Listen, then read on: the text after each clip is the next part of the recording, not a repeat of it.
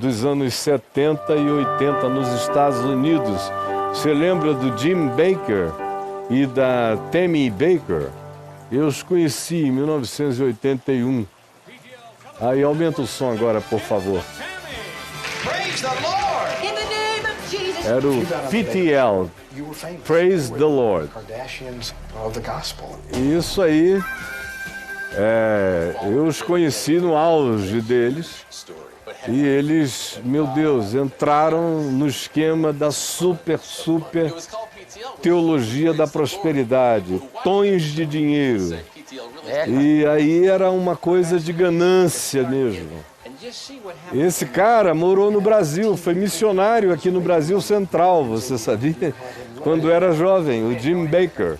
Aí voltou para lá no auge da teologia da prosperidade, da confissão positiva, criou um centro de uma produção de televisão, só que no estilo mega americano poderoso, uma das mais sofisticadas da América, e começou a transmitir de lá esse show todos os dias em nome de Jesus e em nome do dinheiro.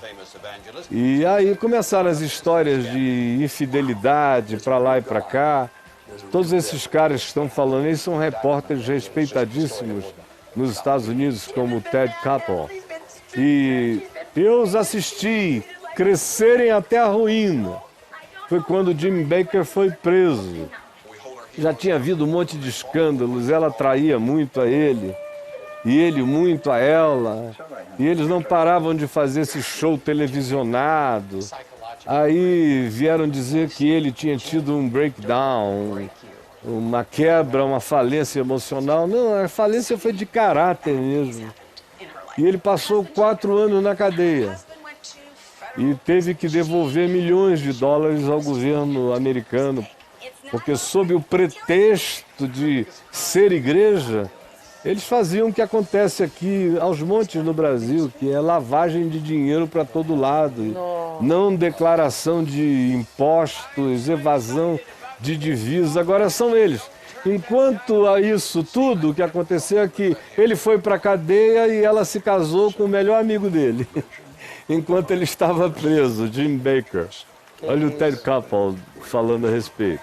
E agora, depois de dizer que nunca mais, que queria viver uma vida simples, o Jim Bakker, saído da cadeia, logo casou com uma outra mulher e voltou para a televisão, tá lá pedindo dinheiro. Ele agora é aquele senhor careca. Aquele velhinho, tá ali com aquela outra, pedindo grana. Mesmo esquema. E essa moçada toda aí dos anos 70 e 80, eu os conheci lá. E todos me convidaram para trabalhar com eles. Impressionante. Eles me achavam alegre, carismático, desenvolto, não sei o que e tal. Não, queriam que eu fosse o representante deles no Brasil, que eles me colocariam no ar. Na franquia deles? Eu falei, não, eu já estou no ar, sem pedir nada, desde 19 anos, para todo lado. Não, eu tenho a liberdade de só pregar o que eu creio. Eu não creio no que vocês ensinam. Eu me lembro que o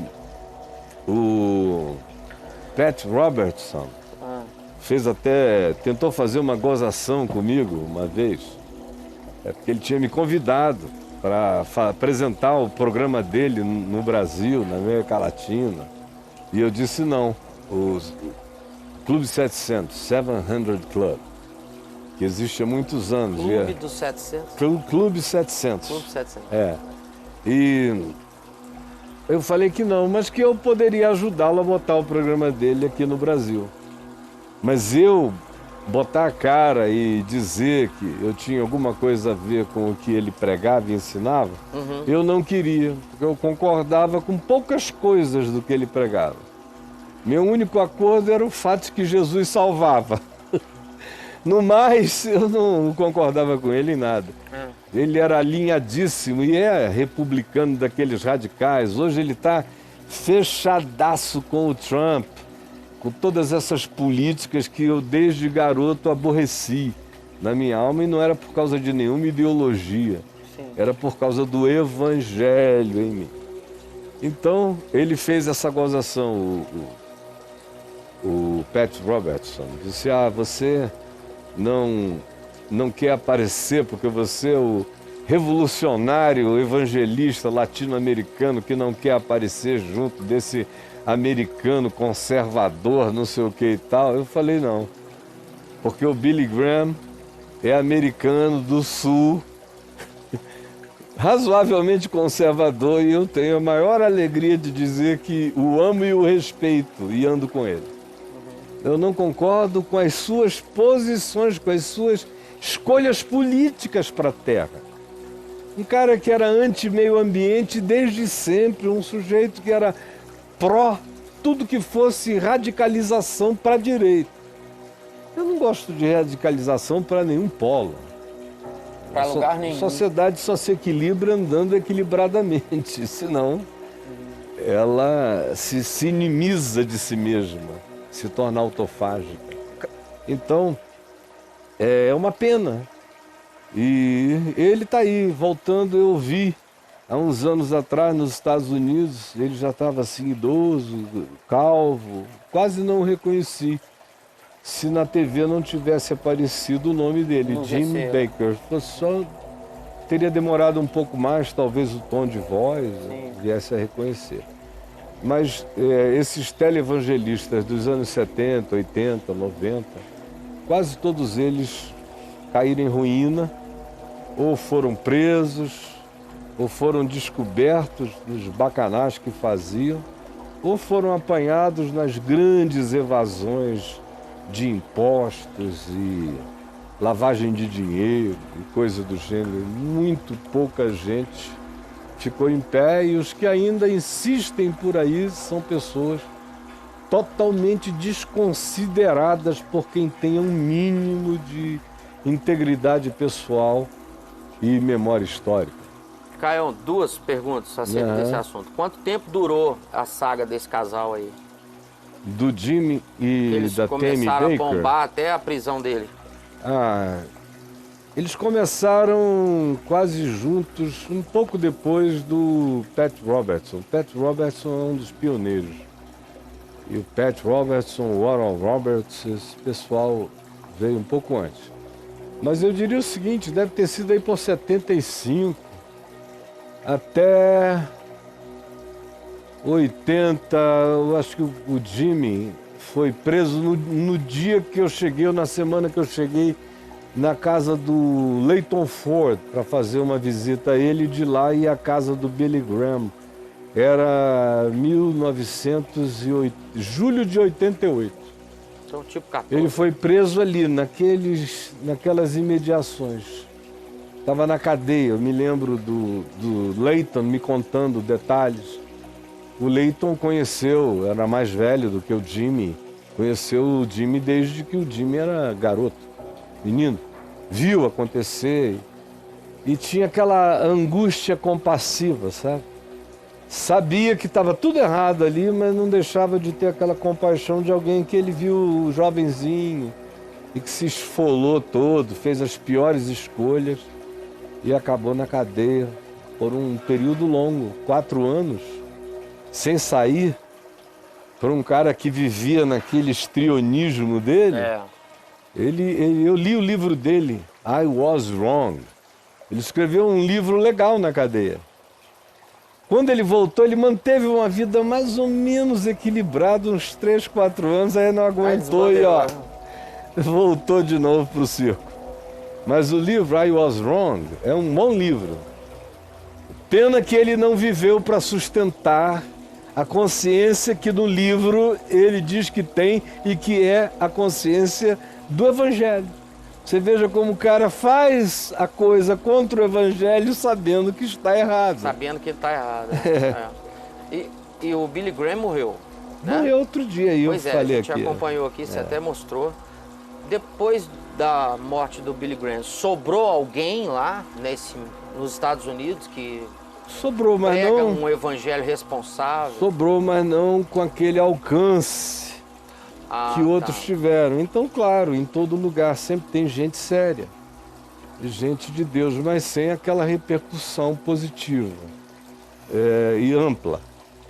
São pessoas do bem, mas sem O fato é o seguinte, essa geração não está disposta a promover a lucidez, ela só está disposta a promover a loucura. Então, quanto mais lúcido você seja, menos audiência você tem. Quanto mais doido você seja, mais audiência você tem. Então, eu tô ferrado no meu futuro. Sim. Sim, eu vou ser assistido por cada vez menos gente, graças a Deus, por pessoas cada vez mais equilibradas e lúcidas. Mas eu não conto com grandes quantidades, eu conto com o aprofundamento qualitativo de algumas consciências, porque eu sei que assim como teve esse refluxo, esse fluxo, ele vai refluir. E a gente está aqui esperando a volta. Sim, esperando a volta. Quando o pessoal voltar todo arrebentado, sem alma, quebrado, morto, eles vão encontrar evangelho. Evangelho puro e simples. Então tem gente boa, mas sem essa repercussão toda. Sem a visibilidade. Quem tem as grandes repercussões são os ruins. Os politicamente alinhados com o Trump, que fecham os olhos para qualquer loucura humana que ele faça, desde que ele garanta aquela trindade cristã, que é o pinto, a vagina e o ânus. Mantém aquilo ali, não é? Fechado com a trindade cristã. Fora isso, ele pode arrebentar a terra. Cara, então não está diferente do Brasil, não? Não, o Brasil é que não está diferente da América. Está tudo a mesma. Se não foi a América que veio aprender no Brasil, foi o Brasil que puxou aprende com a América, especialmente os evangélicos brasileiros são cópias. Antigamente eram cópias com 5 anos de atraso. 10 anos de atraso. Agora são cópias com 6 meses de atraso, 3 meses de atraso, de todas as porcarias evangélicas americanas, de toda essa perversão que está levando um monte de pastor ao suicídio. Uma coisa está ligada com a outra. Morreu a espiritualidade na América. Então veja quem são os pastores que se suicidam lá, tanto quanto aqui. São batistas, presbiterianos, gente que sonhava com uma igreja séria e que só tinha na igreja a sua esperança. Aí viu o cristianismo ir morrendo. Nossa! E a relação existencial com Deus era fraca. O que os amparava era a doutrina e o sucesso, a estabilidade da igreja. Isso tudo foi caindo aos pedaços. E muito pastor sério e sem a pulsão existencial do fator ressurreição não suportou. Muitos deles não suportaram e se mataram, e muitos estão fazendo isso e outros ainda o farão. Porque o pessoal fica pensando que isso é porque eles tiveram um breakdown, trabalharam demais, estão burned out. Não é nada disso, não. Trabalhar demais, todo mundo sempre trabalhou. Passei a vida trabalhando igual um cão.